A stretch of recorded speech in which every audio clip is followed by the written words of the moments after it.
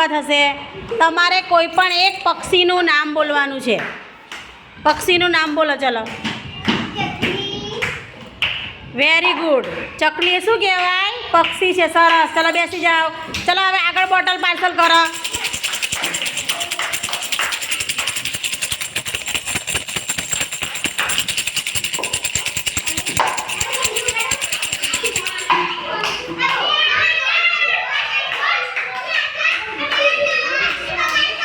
ચલો આશા, તારે છે ને 1 થી 10 સુધી બોલવાનું છે.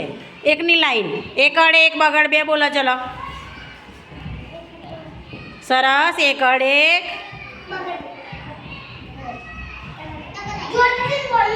થોડું મોટેથી બોલો.